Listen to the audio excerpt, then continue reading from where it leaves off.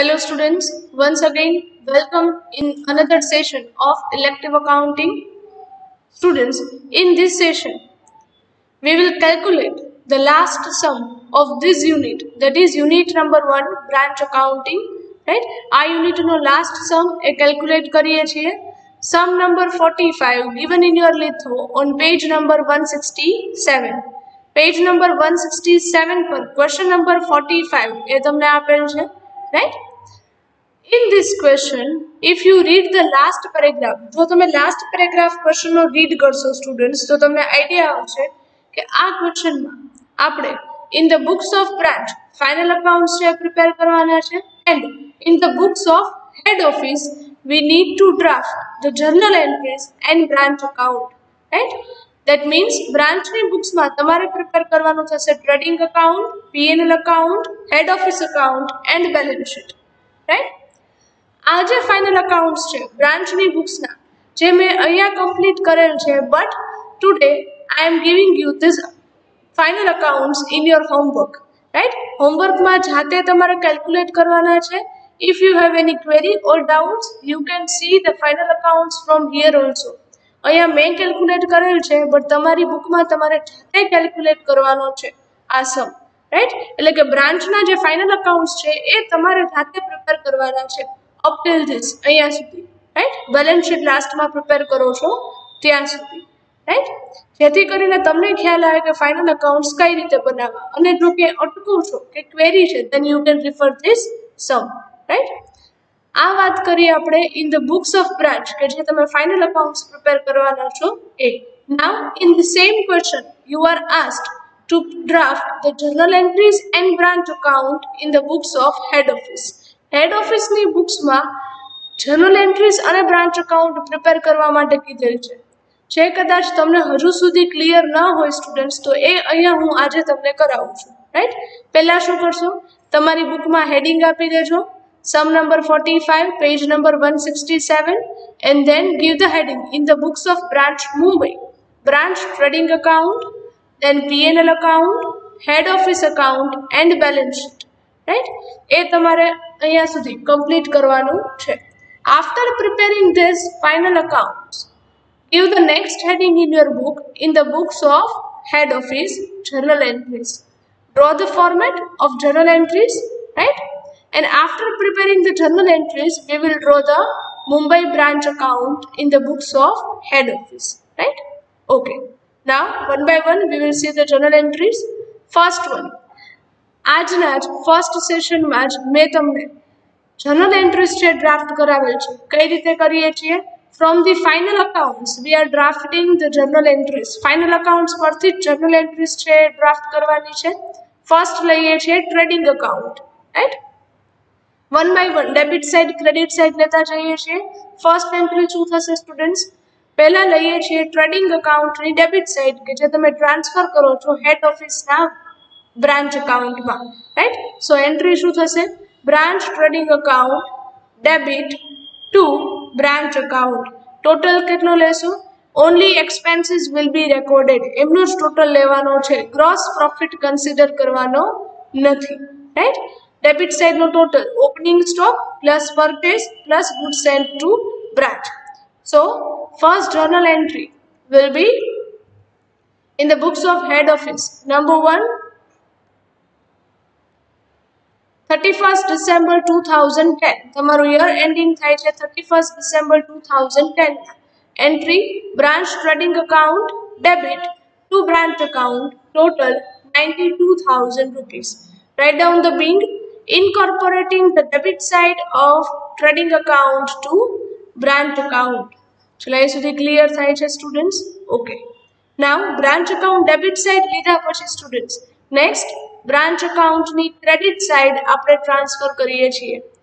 Branch account credit side means entry શું કરશો students? Branch trading account અહીંયા credit છે તો ડેબિટ શું થાય? Branch account. So entry will be branch account debit to branch trading account. Amount કેટલી લેશો? ક્રેડિટ સાઇડ ઇન્કમ જે છે એમનો ટોટલ છે એ લેવાનો છે. The total will come 7,60,000 rupees. Write down the entry number 2. Same date. Right? Okay. Branch account debit to branch trading account 1,36,000 rupees being incorporating the credit side of trading account to branch account. Okay students, અહીંયા 1,36,000 આવશે આપણા સમ number 45 માં trading અકાઉન્ટની credit સાઇડનો total એ શું છે 1,36,000, right? A by mistake આગળનો sum હતો, right? Okay. Branch trading અકાઉન્ટની debit side અને ક્રેડિટ સાઇડ રેકોર્ડ કરી લીધી છે. નાવ હવે બાકી શું છે? Gross profit entry. એન્ટ્રી શું કરશો? Branch trading account debit two transfer ક્યાં કરો છો? Branch P&L account. Right down the journal entry. Third, 31st December 2010, branch trading account debit to branch PNL account 44,000 rupees, being branch gross profit transferred to branch PNL account. અહીંયા તમારા trading અકાઉન્ટની entries છે complete થાય છે, right? પહેલા તો શું કર્યું? Branch trading account debit side, then credit side, then gross profit. Now it's turn of branch PNL account, right? We will first take the PNL account debit side, right? Entry શું કરશો? branch PNL account debit to branch account. Total કેટલો લેશો students? Debit side accept gross net profit. Net profit સિવાયના જે બધા expenses છે એમનો total છે એ કરો છો. Rent, taxes, salary, stationery expense, insurance premium and depreciation, right? Write down the entry. 31st December 2010, branch PNL account debit to branch account 33,000 rupees, being incorporating the debit side of PNL account to branch account. Next, PNL account debit side તમે transfer કરી દીધી. Now PNL account credit side. Entry શું કરશો? branch account debit to branch PNL account credit, right? Amount કઈ લેવાની છે? Credit side તમારે ખાલી લેવાની છે ઇન્કમ્સ, ઓનલી ઇન્ટરેસ્ટ એન્ડ કમિશન. ખાસ યાદ રાખજો, ગ્રોસ પ્રોફિટ તમારે કન્સિડર અહીંયા કરવાનો નથી. ટોટલમાં લઈ ન લેતા by mistake, right? So total will come to only 2,000 rupees. Entry શું કરશો? See over here. branch account debit to branch PNL account being incorporating the credit side of PNL account to branch account, right? Amount 2,000 rupees. ચલો એ સુધી ખ્યાલ આવે છે students? આ સમજાય છે, right? Being incorporating the credit side, right? Okay. Now students, PNL account ની પણ debit and credit side તમે લઈ લીધી છે. Now PNL account માં હવે બાકી છે net profit ની ઇફેક્ટ. net profit માટે એન્ટ્રી શું કરશો? branch PNL account debit side, ત્યાં જ મળે છે net profit, to general PNL account. head office પોતાનું જે general PNL account પ્રિપેર કરે છે ત્યાં ટ્રાન્સફર કરશે, right? So entry will be branch PNL account debit to general PNL account 13,000 rupees, being branch net profit transferred to general PNL account, right? So let's see ખ્યાલ આવે. So here with this your PNL account is completed. PNL account complete, right? Debit side, credit side and net profit. Now directly go to the balance sheet part. As I told you, balance sheet માં assets છે એ કયું balance show કરે છે? It shows the debit balance, whereas liabilities show the credit balance, right? Okay. તો પહેલા તો asset side છે transfer કરીએ. એન્ટ્રી શું કરશો? branch asset account debit to branch account, right? amount કઈ લેવાની છે? asset side no total 76,000 rupees, right? write down the entry. branch assets account debit to branch account 76,000 rupees, being incorporating the branch assets to branch account. Now in balance sheet, after taking the assets, next is to consider the liabilities.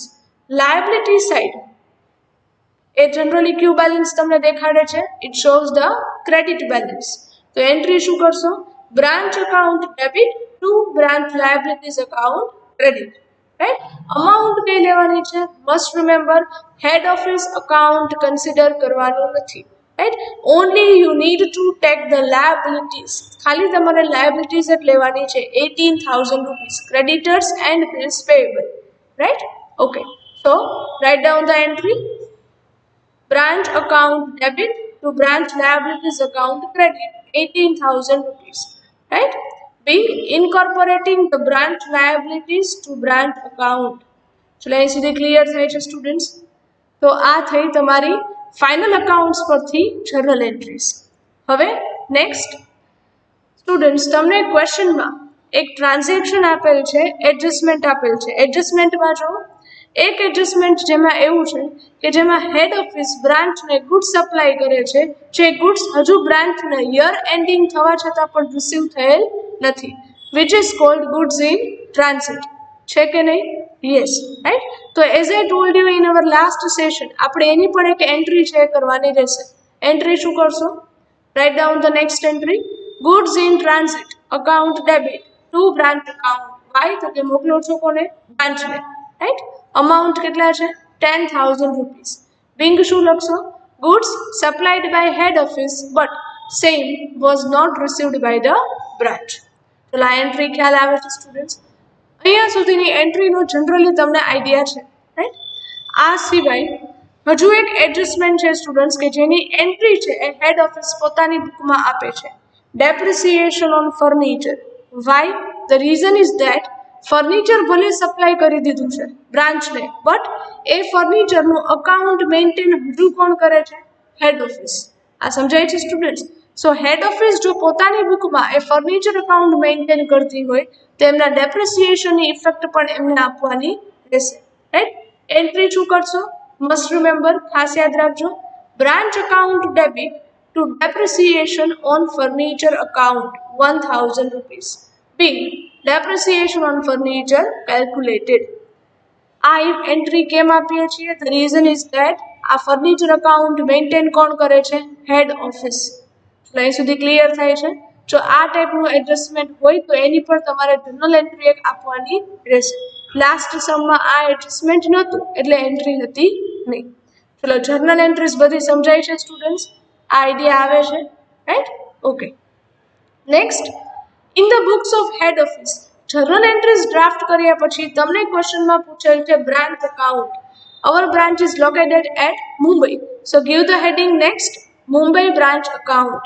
Draw the format. There are two sides, debit and credit, and on each side 3 columns are there, date, particulars and rupees, right? તમે જે entries draft કરો છો students, એના પરથી જ તમારે બેલેન્સીસ છે એ transfer કરવાના છે, રાઈટ. તમે જર્નલ એન્ટ્રીઝ જે પ્રિપેર કરો છો એના પરથી જ આ પોસ્ટિંગ કરવાનું છે. ફર્સ્ટ એન્ટ્રી એ કરતા પહેલા એક વસ્તુ ખાસ યાદ રાખજો, તમારે તમારી બુકમાં ક્વેશ્ચન છે એમાં ટ્રાયલ બેલેન્સમાં હેડ ઓફિસ અકાઉન્ટ આપેલ છે, જેમાં હેડ ઓફિસ અકાઉન્ટનું ક્રેડિટ બેલેન્સ છે 40,000 રૂપીસ, જેની એક ઇફેક્ટ તમે તમારા હેડ ઓફિસ અકાઉન્ટમાં credit side as an opening balance તરીકે લખેલ હતા 40,000 રૂપીસ, રાઈટ. એ તમારે અહીંયા મૂકવાના હોય છે. સ્ટાર્ટિંગ ઓલવેઝ ત્યાંથી જ કરવાનું. બ્રાન્ચ અકાઉન્ટમાં ઓપનિંગ બેલેન્સ છે એટલે ડેટ કઈ લેવાની છે? Opening date 1/1/2010 to head office account. Amount છે 40,000 રૂપીસ. સ્ટુડન્ટ્સ, આપણે 40,000 ડિરેક્ટલી આઉટર કોલમમાં જ મૂકીએ છીએ, બટ અહીંયા બીજા બે એડજસ્ટમેન્ટ એવા છે જેની ઇફેક્ટ પણ આના પર થશે, એટલે અત્યારે તમારે આ 40,000 ઇનર કોલમમાં મૂકવાના છે, રાઈટ. એટલે ખાસ યાદ રાખજો, જ્યારે હેડ ઓફિસની બુકમાં બ્રાન્ચ અકાઉન્ટ પ્રિપેર કરો છો ત્યારે પહેલું કામ શું કરશો?